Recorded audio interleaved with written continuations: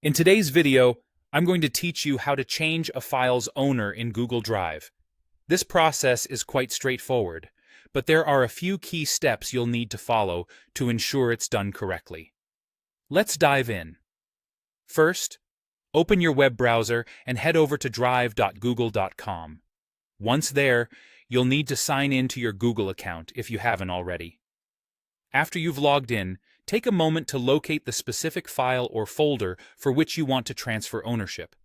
This could be anything from a document, a spreadsheet, or even a whole folder containing multiple files. Once you've found the file, you can either right-click directly on it, or, if you're already inside the file, look for the Share button at the top right corner. This will open the sharing dialog, where you can manage sharing settings and permissions for that specific file. In the sharing dialog, take a moment to ensure that the person you wish to transfer ownership to is already added to the list of people who have access. Now, it's important that this person has at least editor access. If they're not listed, or they don't have the correct permissions, you'll need to invite them first. Simply type in their email address and grant them editor access to get started.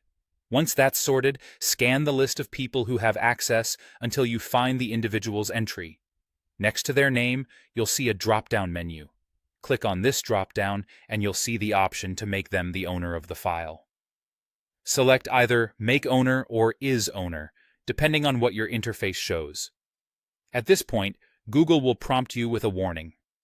This warning is to let you know that once you transfer ownership, it's an irreversible action from your side.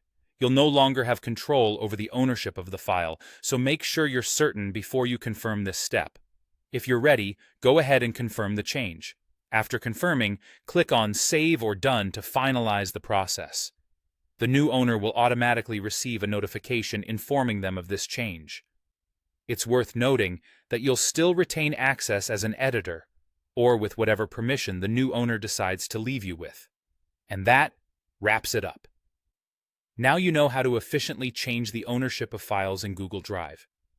Whether you're working collaboratively in a team or passing along important documents, transferring ownership is a vital part of maintaining organizational efficiency. Remember that clarity and communication are key when dealing with shared files.